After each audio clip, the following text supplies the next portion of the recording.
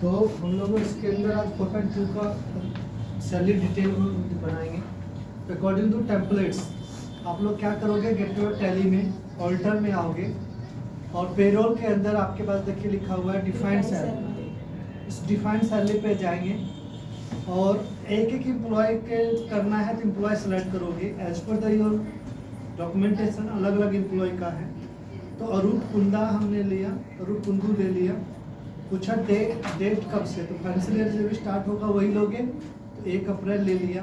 पे head basic बोला basic 14,800 रुपये का है, ये as per the offer letter में लिखा रहता है वही दीजिएगा। उसके बाद बोला HRA लगेगा, तो HRA आप सिर्फ सेलेक्ट करिएगा, परसेंटेज आपने खुद डिसाइड कर रखे हो। कन्वेंस आपको दिया है 2500 रुपये, तो कन्वेंस ले लीजिए, यहाँ पे 2500 रुपये डिफाइन कर दीजिए। और इंसेंटिव इसको मिलेगा, इंसेंटिव सेलेक्ट कर दीजिए।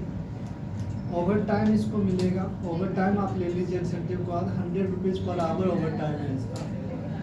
और PF इसका कटेगा, तो पहले एम्प्लॉय वाला PF ले लीजिएगा, एम्प्लॉय वाला ESI ले लीजिएगा, ले लिया।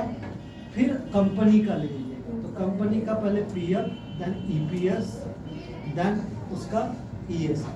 ये एक तरह से जो जो कंटेंट्स एम्प्लॉय को मिल रहा है कंपनी के द्वारा, तो पहले अर्निंग हेड्स देन एम्प्लॉय के डिडक्शन देन एम्प्लॉयर के डिडक्शन सेव कर दीजिए।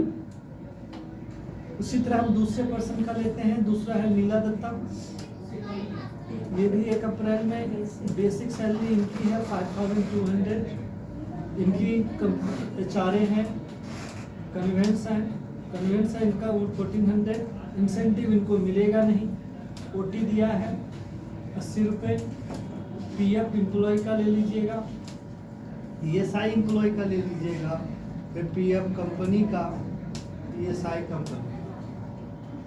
इंसेंटिव इसको नहीं दी जाएगी, हटा दी, सेलेक्ट ही नहीं किया उसके सैलरी। दूसरी पॉइंट आता है Rimpa Gupta.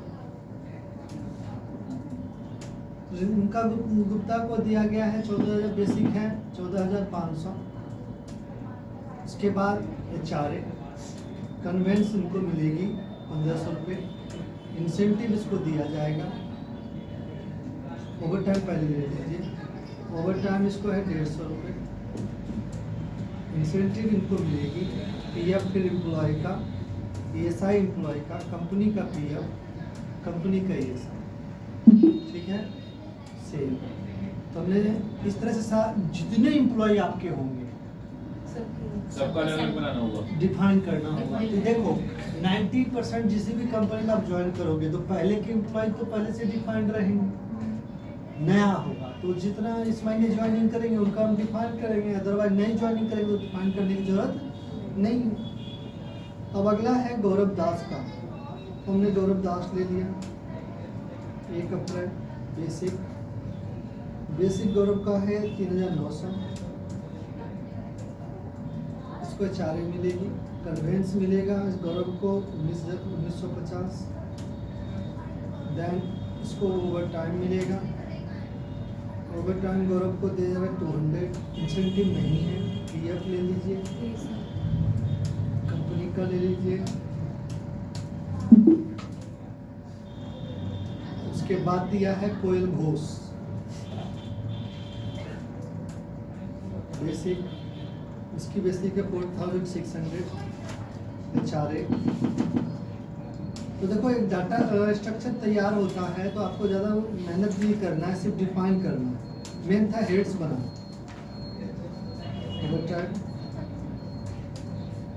Employ PF, employ ESI, company PF, company का EPS देन ESI।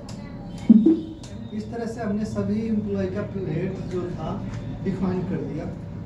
अब आपको क्वेश्चन नंबर असाइनमेंट नंबर 4.4 निकालोगे चैप्टर 4.4 के लिए एग्जाम्पल में सब कुछ करके बताया हमने, बट आपको बोला गया पहले में क्वेश्चन 2 बोला ओपन कीजिए कंपनी, थर्ड में बोला गया ओपन कीजिए अटेंडेंस फाइल, जो मैंने आपको सिखाया था करने के लिए। Now calculate actual working hours, cell range BR5 to BR8, calculate present days and salary, calculate LOP था, लीव कितना लिया उन्होंने, एब्सेंट कितना हुआ है, सारा कुछ बताना था। तो आपको सर ने करा दिया है, जिसको सीट आपके पास पता होना चाहिए, कहीं है कंप्यूटर पे होगा, मेल में भी नहीं होगा, मोबाइल पे भी फोटो नहीं खींचा है, है ना मेल पे हो या मोबाइल से फोटो खींचे हो कोई नहीं। तो ये कैलकुलेट आपको देखिए 3 नंबर पॉइंट से लेके 9 पॉइंट तक आपको सीट सैलरी, सीट पे अटेंडेंस बनाना, ठीक है। जो जो करना था वो आपको यहाँ पे डिटेल दिया। 10th में बोला based on the attendance seat pass the attendance leave and over time and present absent, आपको अटेंडेंस पास करना है सीट के अकॉर्डिंग। तो अटेंडेंस बनाने के लिए वाउचर में जाएंगे, F10 प्रेस करेंगे, F10 में अटेंडेंस वाउचर्स आपको मिलेगा, सेलेक्ट कर लेंगे। कहाँ गए, वाउचर में गए, F10 किया और अटेंडेंस लिया, फिर डेट लेंगे जिस डेट में करना है। तो डेट आपको जो करना है 31 जुलाई को बोला है, तो अकॉर्डिंग टू द अटेंडेंस जुलाई मंथ का 31st ले लीजिए। अब आपको कहता है अटेंडेंस बताइए। अटेंडेंस में देखिए सारे एम्प्लॉय आ रहे हैं, सभी का एक साथ अगर लगाना है तो कंट्रोल F कर दीजिए, ऑटो अटेंडेंस, ठीक है। इसके अंदर आपको ले लीजिए हेड ऑफिस कैटेगरी में ऑल एम्प्लॉय, कहता है एब्सेंट लगाना है कि प्रेजेंट लगाना है कि लीव। तो इन्होंने कहा कि पहले लीव लगा लो, तो मैंने लीव लिया। मतलब डिफॉल्ट बताओ सबका कितना कितना दिन लीव रहा, हमने कहा हम ऑनलाइन बताएंगे। तो अभी यहाँ बताओ कौन कौन लीव लिया, किसका किसका लीव था। मोबाइल मुझे दे दो।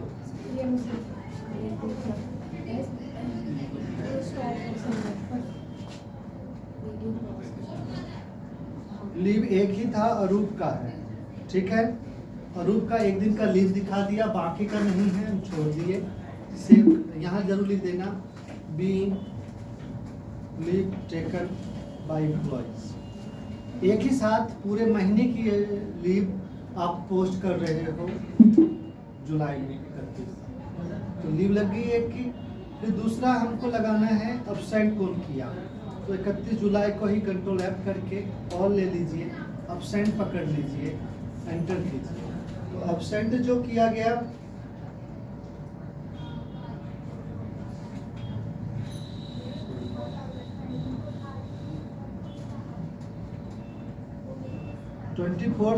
डेज प्रेजेंट है ना, और 2 डेज वो है, एक दिन का एब्सेंट है। एब्सेंट किसका तो 2 दिन था ना, 2 तो 27 है, 2 डेली आया और 2 एक जनवरी का और था कुछ एब्सेंट। मैं सीट देखता हूँ, रहने दो, आपका कैलकुलेशन भी देखूंगा। मैं सीट ही ओपन कर लेता हूँ आइडिया के लिए। ये था अटेंडेंस सीट आपकी, ठीक है। मोटा मोटा मैं इससे ले लूँगा, थोड़ा बहुत चेंज आएगा वो देख लूँगा। यहाँ के द्वारा अगर देखा जाए तो ये अरूप कुंदू है, इसमें एक एब्सेंट इसमें सैटरडे किया और एक ही एब्सेंट किया, ठीक है। तो हम मेरे हिसाब से जो हम अटेंडेंस बना रहे थे टैली, तो पहले उसको अल्टर करते हैं। पिछले वाला जो टेबल में हमने एंट्री की वो अटेंडेंस लीव नहीं था, एब्सेंट था। क्या था, अरूप ने एक दिन की एब्सेंट। यहाँ पे नरेशन बदल दीजिएगा, आप ऐसे चेंज कर सकते हैं। तो एक दिन की एब्सेंट होगी तो ये वाउचर में जाकर करनी पड़ेगी। वाउचर डेबुक में हमने फाइंड किया, एंट्री करने के लिए अटेंडेंस में आप एक ही पर्सन है तो एक का लगाओ, कंट्रोल F करने की जरूरत नहीं। लेकिन अभी तो यहाँ एम्प्लॉय एक डाटा में 4 एम्प्लॉय हैं, कंपनी में तो कितने होंगे, तो आप इसलिए कंट्रोल F कर लीजिए। और या तो एब्सेंट का सीट हम लोग क्या करेंगे, सीट बना लेंगे, एब्सेंट का चला देंगे, उनका नाम सेलेक्ट कर देंगे, मैनुअल भी हो सकता है। अब आपका एब्सेंट का हो गया। लीव इसमें इस बंदे ने लिया था 2, देखिए आप पॉइंट व्यू से, एक लीव यहाँ पर है, 2 ही लीव है इसका, तो 2 लीव और 1 लीव इसका है। 1 लीव किसका है? गौरव दास का। हाँ, तो लीव रिम्पा का। 2 जने ही लीव लिए, तो हम भी क्या करेंगे, यहाँ पे फिर से गए वाउचर में, और हमें पता है 2 ही जने लिए हैं, तो अरूप लीव 2 days लिख दिया। और रही बात रिम्पा लिया है, लीव 1 days कर दिया। सारे आ जाएंगे एक साथ। दोनों ऑप्शन सेम है, आपको नेशन लिखेंगे, सेव कर देंगे। तो आपने क्या क्या लगा दी? लीव लगा दी, एब्सेंट लगा दी। अब ओवर टाइम उस जिसने किया है, तो ओवर टाइम आपका सीट के हिसाब से आएगा। मोबाइल खोलना और तुम बता दो कोई देख के कि ओवर टाइम किसका कितना है। मैं कंट्रोल F कर रहा हूँ इसी में। ऑटो फिल 31 जुलाई और ओवर टाइम। अब मुझे आप बता दे कौन कितना ओवर टाइम। सर गौरव दास ने किया 7 मिनट 7 मिनट 47। 7 मिनट 47। अरे सर ये 7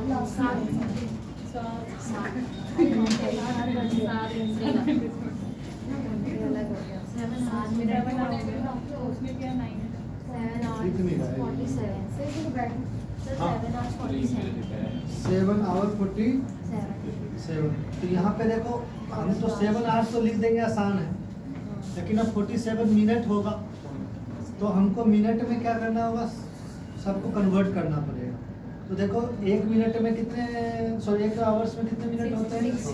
7 × 60 कर दिया, तो 420 मिनट हो गए। और प्लस कितना मिनट और था एक्स्ट्रा?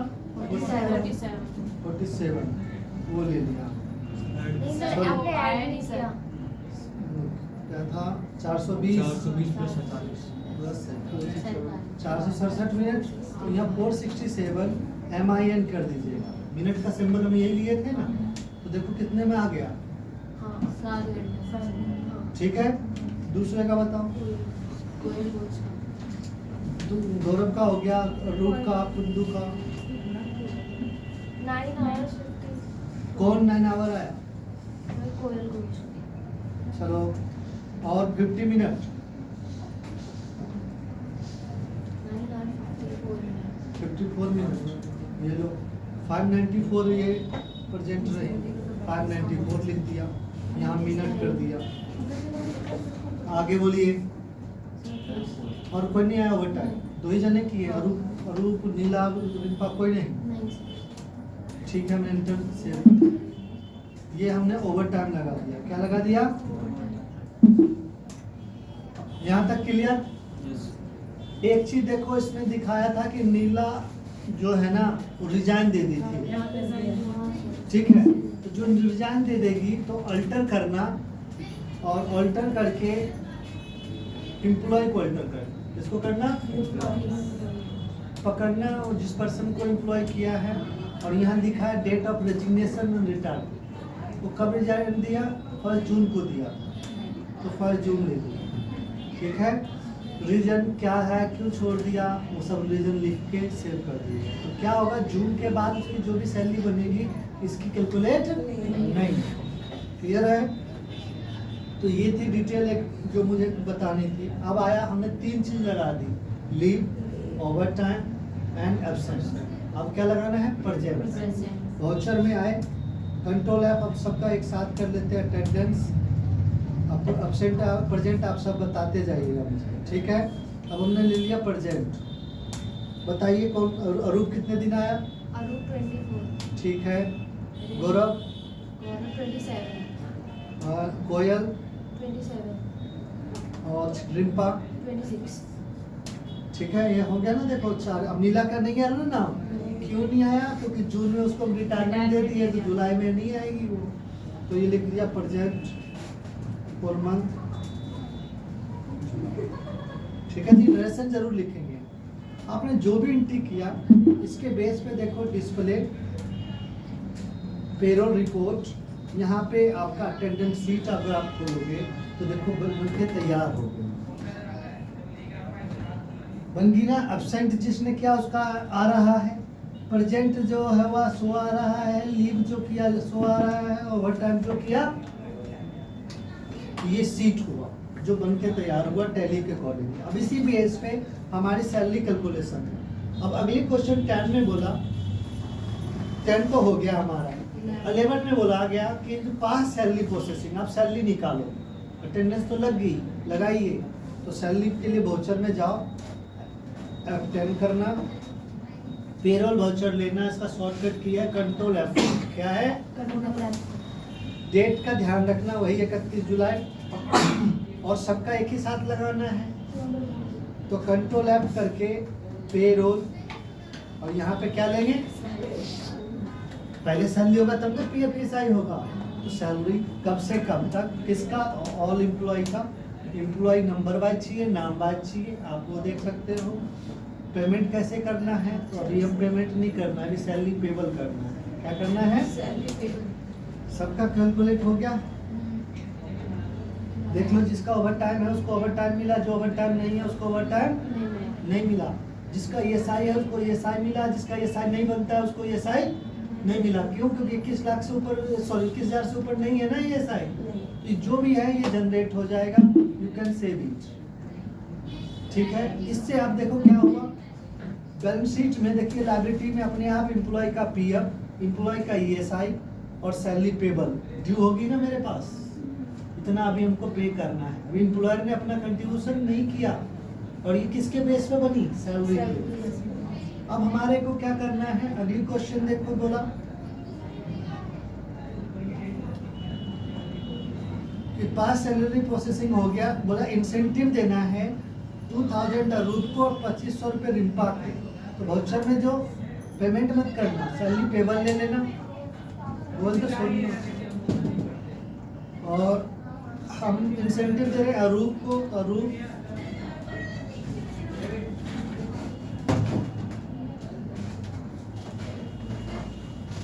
इंसेंटिव, और इंसेंटिव आपने यहाँ पे 2000।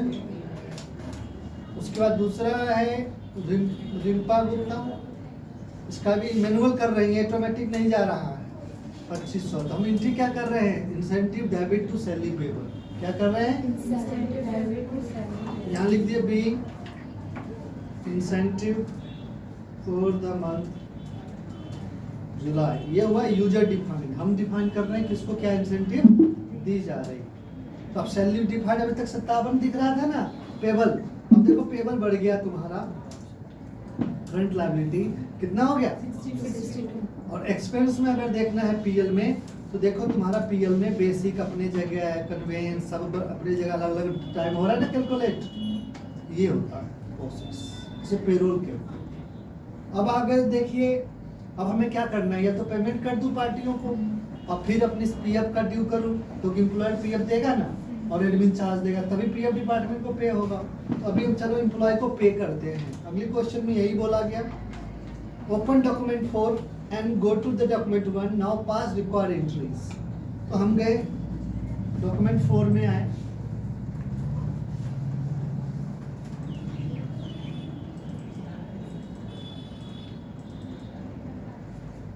खुल गया ये। अब देखो इसमें सिर्फ ये चेक दिए हैं आपको, कहीं पे कुछ एंट्री करने के लिए दिया है क्या? यानी कि पे करना। ये ESI पेमेंट के लिए दिया, PF पेमेंट के लिए दिया है, आपको इनको पेमेंट करना है, खाली चैप्टर एंड हो जाता है पेरोल।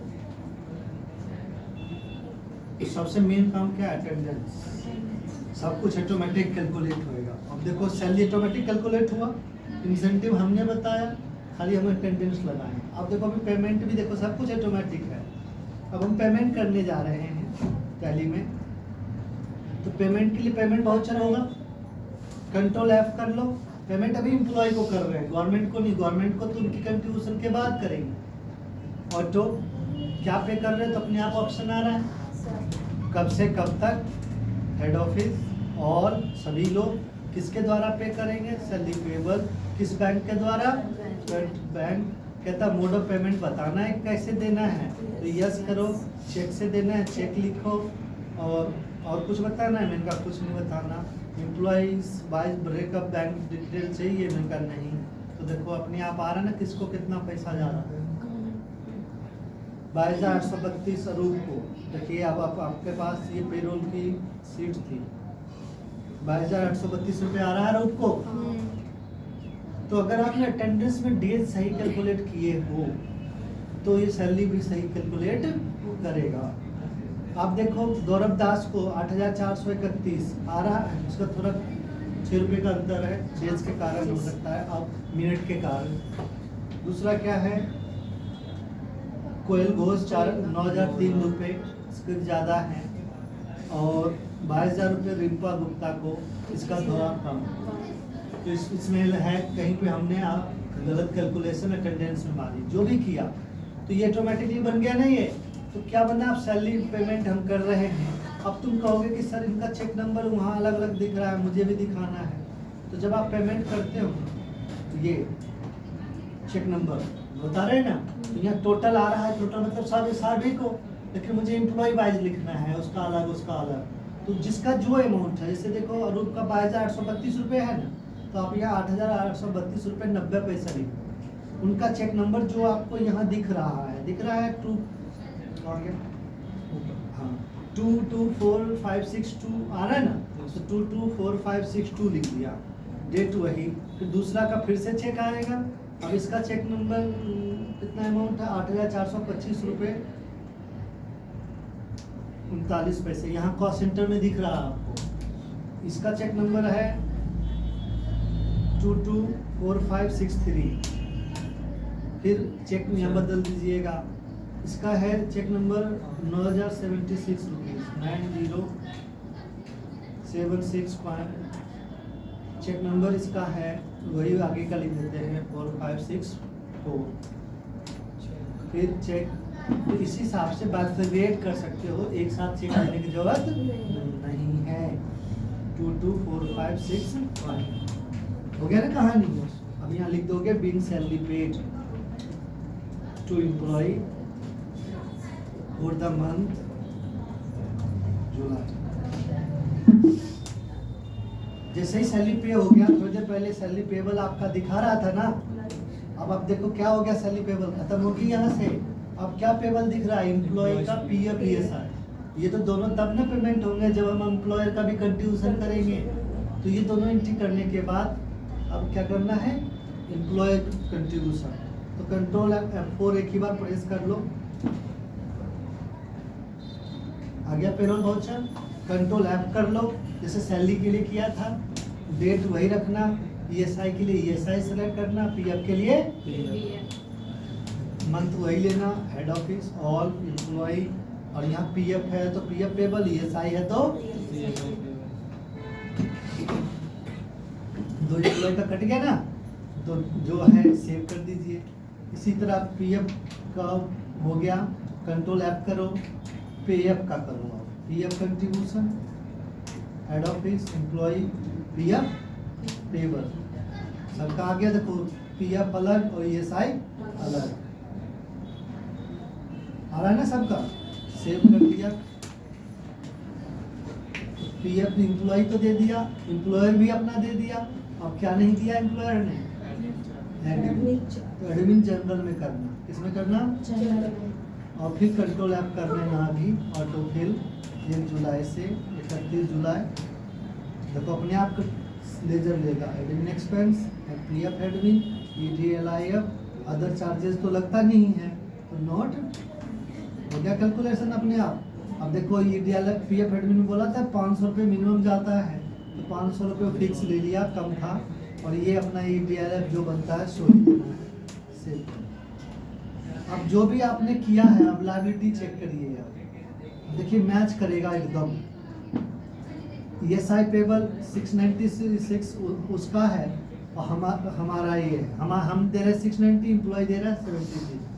एम्प्लॉय का पीएफ 442 है, और हमारा भी पीएफ कितना है, मैच कर रहा है ना दोनों 12%। एडमिन चार्ज दे रहे हैं पीएफ एडमिन, वो भी आ रहा है। अभी इनको पे कर दूंगा, सब खत्म हो जाएगा। देखो कैसे, सेम जैसे पेमेंट किए, पेमेंट में जाओ, F5 करो, कंट्रोल F कर देना, ऑटो फिल।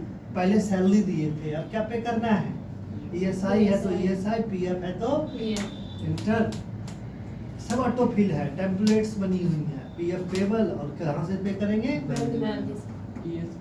सब ESI लेके पीएफ कर दिया। Control F, payroll, ESI, head office, all, ESI payable, ठीक है। बाकी डिटेल ये यस करना होगा, किस बैंक से पे कर रहे हो, किस चेक नंबर से पे कर रहे हो, उसका बैंक का कोड क्या है, बैंक का BSR कोड क्या है, चलान डेट, चलान नंबर, जब जमा हो जाएगा तब आएगा ये सब चीज़। फिर नरेशन लिख के जो चेक नंबर था सेव कर दीजिएगा। इसी को पेजअप करके कंट्रोल P करेंगे ना तो ESI का चलान भर जाएगा। तो ये चलान है ESI का जो ऑटोमेटिक फी है। इसी को प्रिंट, आजकल तो ऑनलाइन चलान जनरेट होता है, इसी तरह का चलान होगा, चेक बना के बैंक को देंगे, इसलिए तो क्लियर होगा, ठीक है। इसके बाद आता है PF। अब क्या बच गया, लास्ट एंट्री यही बची है, head office, all, PF payable, healthy bank, हो गया सीधा सीधा। ये क्या हुआ, आपको ऊपर सैलरी मिला। तो गलती होगी ना भाई, देखो गलत करोगे तो गलत भी रहेगा। PF कुछ भी करिएगा गलत कीजिएगा, गलत का नतीजा गलत आता। अब हो गया, सब कुछ आ गया, ये सब चीज़ करिए। फिर डिटेल यस करिए, इसे ध्यान से करिएगा, कोई प्रॉब्लम। डिपॉजिटरी नाम, ICA, बैंक, जल्दी ये सारे, ये चलान नंबर, ये सेव, इसको प्रिंट कीजिएगा, पेजअप, कंट्रोल P, देखो PF चलान जनरेशन, ठीक है। तो ये चीज़ें थी एंट्री की। अब देखो मैं कुछ रिपोर्ट्स दिखा रहा हूँ, खुद खुले क्या हुआ, display, payroll report, payroll register. तो आप एक ही बार देख सकते हो सैलरी कितना दिया, इंसेंटिव कितना दिया, ESI कितना गया, PF एक साथ ये बन गया। दूसरा अटेंडेंस रजिस्टर, किसका अब्सेंट है, कितना लीव है, कितना ओवर टाइम है, वो भी बन के तैयार हो गया, वो भी प्रिंट दे सकते हैं। स्टेटरी रिपोर्ट में आइए, प्रोविडेंट फंड का रिपोर्ट फॉर्म चाहिए 5 नंबर, ये फॉर्म भी यहाँ से जनरेट हो जाता है। जनरेट हो गया ना, देखो रिंपा गुप्ता छोड़ के गई है तो उसका डिटेल, ज्वाइन करी तो उसका डिटेल सबका आएगा। तो ये सब चीज़ें टैली बना देती हैं। अब अगला आते हैं पेरोल रजिस्टर में, यहाँ से बाहर आ जाओ। पेरोल रिपोर्ट में समरी एक साथ, इसको कितना PF दिए, पेड कितना किए, सब आएगा। प्रोविडेंट फंड में का आ गया।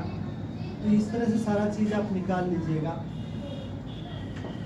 पेरोल रिपोर्ट में पे स्लिप क्या लेंगे, एक पे स्लिप चाहिए, एक बंदे को पकड़ लो, पूरा पे स्लिप बन गया। Employ code, manager, designation, bank detail, जो ज्वाइनिंग, कितना एब्सेंट किया, क्या लीव किया, क्या प्रेजेंट रहा, सारा आ रहा है। कंट्रोल P करना, इसी को पेजअप करना, देखो पे स्लिप प्रिंट हो जाए, है ना, तैयार है। देखो टैली में कुछ करना नहीं है, सिर्फ और सिर्फ पेरोल में एक है हेड्स बनाना इम्पोर्टेंट है, वो गलत बन जाती है, और दूसरा अटेंडेंस, क्या है अटेंडेंस। उसके बाद तो ये ऑटोमेटिकली सब कैलकुलेट करके दे देगा तुमको, सैलरी कैलकुलेट कर देगा, PF ESI पे आप कर दोगे, काम खत्म। देखो अब जब जो मैंने पे कर दिया तो मेरा बैलेंस शीट में देखो कोई ड्यू है क्या, इस महीने की लायबिलिटी देखो, तो मेरा ना EDLF कंट्रीब्यूशन बचा, ना ESI पेबल, सब जीरो हो गया ना। तो लोग यही तो कहता है।